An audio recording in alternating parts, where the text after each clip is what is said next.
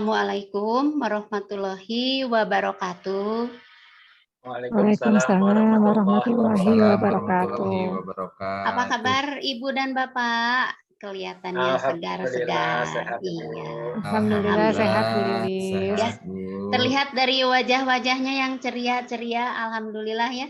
Ibu Bapak semoga selalu dalam keadaan sehat dan bahagia itu. Baik, ya, Ibu Bapak sekalian, melalui sesi sebelumnya dan sesi ini adalah merupakan ruang kolaborasi yang pertama. Bapak Ibu sebelumnya untuk untuk supaya lebih segar lagi, untuk menimbulkan konsentrasi yang lebih fresh lagi, di sini saya punya permainan sedikit. Ibu Bapak tahu cacing dan ular ya? Nah, kalau saya bilang cacing itu pendek, tangannya sambil begini. Ular itu panjang, tangannya sambil panjang, ya agak panjang. Kemudian gajah itu besar. Kemudian semut itu kecil. Nah, itu ya. Siap Bapak ya? Bapak Ibu, siap? Ya, Bu, siap. Ya. Ular itu Panjang. Oke. Cacing itu Pendek. Gajah itu Besar. semut itu kecil. Iya, terima kasih Bapak-bapak, Ibu-ibu, tepuk tangan. Baik Bapak dan Ibu, izinkan saya share screen untuk kali ini. Saya akan bersamai Bapak Ibu di modul 2.1 ya. Iya, apa sudah nampak Bapak Ibu? Ya Bu, sudah. Ya, Sudah. Ya, di ruang kolaborasi ini di sesi 1 ya, saya di sini mengawali dengan satu kutipan gitu. Ada kekuatan yang luar biasa ketika sekelompok orang dengan minat yang sama berkumpul untuk bekerja menuju tujuan yang sama. Di sini kita kan mempunyai tujuan yang sama ya dan minat yang sama. Guru penggerak, fasilitator, dan lain-lainnya seperti instruktur, seperti pendamping dan lain sebagainya itu mempunyai satu tujuan yang sama, yaitu mensukseskan program guru penggerak. Iya, terima kasih. Baik. Adapun tujuan di sesi ini adalah yang pertama adalah CGP dapat menciptakan koneksi dengan peserta lain dan fasilitator. Jadi Bapak Ibu calon guru penggerak di sini harus bisa menciptakan hubungan ya, suatu hubungan yang bisa memberikan umpan balik, bisa memberikan juga pertanyaan dan lain sebagainya. Kemudian yang kedua adalah CGP dapat memahami tujuan daripada agenda pada hari ini. Nah, apa ya agendanya? Kita lihat. Adapun agenda untuk hari ini adalah yang pertama, kita akan mereview di diagram prayer yang sebelumnya telah Bapak Ibu kerjakan ya, direview di sini. Kemudian yang kedua, agendanya adalah membuat RPP secara berkelompok. Nanti ibu-ibu akan dan bapak-bapak akan dibuat break room gitu ya. Akan dibuat break room dan di room kecil itu ibu bapak akan membuat RPP.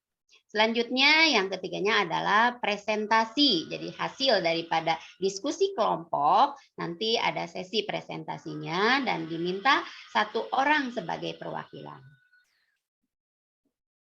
Selanjutnya di sini kita akan kesepakatan kelas atau keyakinan kelas. Yang pertama mungkin sudah pasti kita harus saling menghargai sesama peserta dan fasilitator. Kenapa? Karena apabila yang bicara satu orang, mungkin yang lainnya harus di-mute dulu itunya, mikrofonnya ya.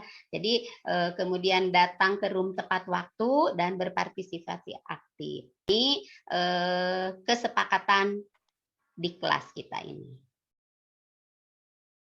Selanjutnya ada di sini tugas daripada di ruang kolaborasi yang harus Ibu Bapak laksanakan.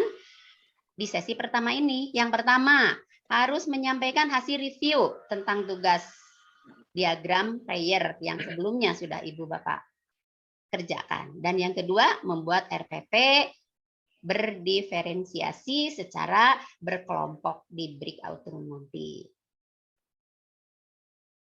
Nah, sekarang saatnya untuk mereview diagram prayer tadi, ya. Di sini untuk sebagai pemantiknya saya tayangkan diagram prayernya. Di diagram prayer ini, di sini ada dibagi menjadi 4 kotak, ya. Di pembelajaran berdiferensiasinya itu yang pertama adalah definisi, yang kedua ciri-ciri karakteristiknya apa, kemudian contoh atau example-nya apa, kemudian yang bukan contohnya termasuk apa saja. Barangkali di sini Bapak Ibu ada yang mau memberikan masukan tentang definisi?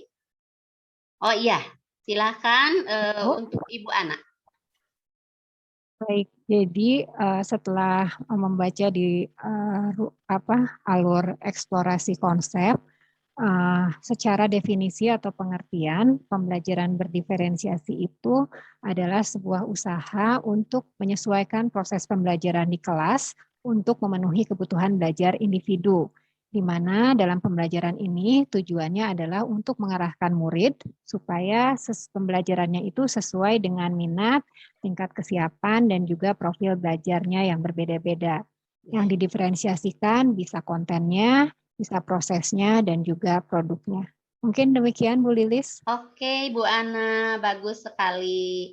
Jadi itulah ya diantaranya definisi daripada pembelajaran berdiferensiasi ini. Kemudian di sini di kotak yang kedua ada ciri-ciri karakteristik. Mungkin ada yang mau memberikan masukan tentang ciri-ciri karakteristiknya itu apa aja?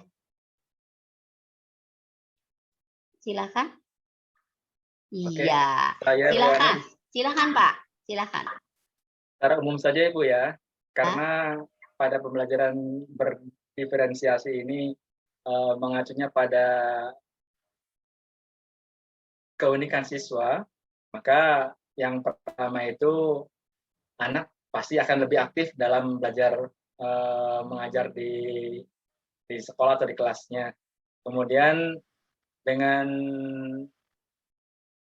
disesuaikan kemampuannya, maka hasil karya anak itu juga pasti akan berbeda atau beragam. Dan terakhir tentunya karena ini dinikmati, ini dilaksanakan secara enjoy oleh anak dalam pembelajaran di kelas, maka tentunya anak itu enjoy dan happy, menyenangi kegiatan ini. Itu barangkali Ibu. Ya, terima kasih. Betul sekali. Terima kasih ya. Terima kasih Pak Barnas ya. Terima kasih Pak Barnas. Ya, nah, adapun mungkin di sini yang menjadi apa ya, bisa kita simpulkan atau bisa kita tarik benang merahnya, yaitu pembelajaran berdiferensiasi ini adalah suatu pendekatan sistematis ya, yang merancang kurikulum dan instruksi pembelajaran yang beragam kemampuannya, beragam minatnya, kemudian satu lagi adalah beragam kebutuhannya. Itu yang paling utama. Jadi bisa dibilang dengan kata lain pembelajaran ini lebih berpihak kepada anak. Itu mungkin mengenai, terima kasih atas reviewnya. Kita lanjutkan.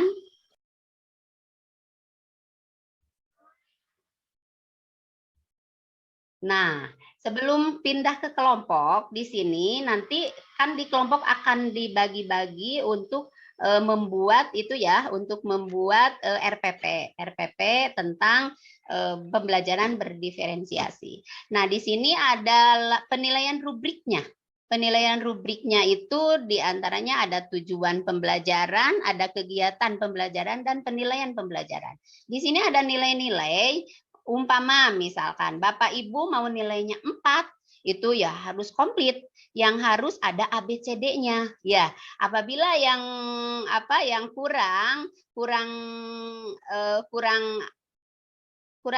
kurang ininya nih, kurang ada keterangannya, itu masih kurang, pasti nilainya 3. Dan di sini juga ada yang 2 dan ada juga yang 1. Silahkan untuk mengejar nilai yang tertinggi yang 4. Makanya di tugasnya saya ingatkan lagi harus sekomplit mungkin ya, sekomplit mungkin lihat kriteria-kriteria yang ada di sini.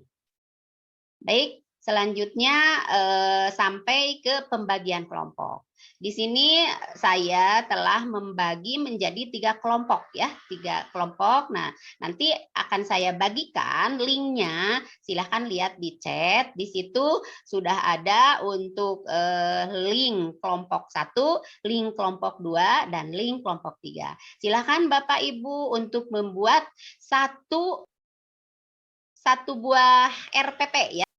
Lihat contoh kasus yang tersedia di modul. Pilih, di situ ada tiga kasus yang ada. Yang pertama adalah contoh kasus yang ada di taman kanak-kanak. Kemudian yang kedua, contoh kasus yang ada di sekolah pendidikan dasar. Dan yang ketiga adalah contoh kasus yang ada di sekolah pendidikan menengah. Kan Bapak Ibu berkumpul lagi di room besar ini. Nah, baiklah. Lancar, alhamdulillah. Ya, kelompok 2 sama kelompok 3 juga lancar. Selesai, Bu. Alhamdulillah. Nah, sekarang waktunya dipresentasikan. Silahkan perwakilan 1 orang untuk mempresentasikan apa yang telah tadi didiskusikan di kelompok masing-masing. Baik. Nah, itu adalah presentasi dari ketiga kelompok ya. Kemudian apabila ada yang mau menanggapi juga silahkan ya, diberi waktu kurang lebih 2,5 menit. Oke, nah selesai itu akhirnya presentasi sudah, umpan balik juga sudah. Sekarang di sini. Nah, Bapak dan Ibu, di ruang kolaborasi ini, alhamdulillah kita sudah ada di penghujung dengan alur-alur, diawali dengan review, kemudian ada diskusi dalam pembagian kelompoknya. Nah, akhirnya sudah selesai karena waktu juga sudah habis sepertinya ya. Burung Irian, burung cendrawasih, cukup sekian dan terima kasih Bapak Ibu sudah memahami alur-alurnya? Sudah, Bu. Sudah, Bu. Ya, terima Bu, kasih. sudah bisa buat RPP Iya, berdiferensiasi. alhamdulillah ya Bu Ana. Nah, mungkin saya ingatkan untuk langkah selanjutnya besok masih di ruang kolaborasi ya, tetapi di sesi yang keduanya.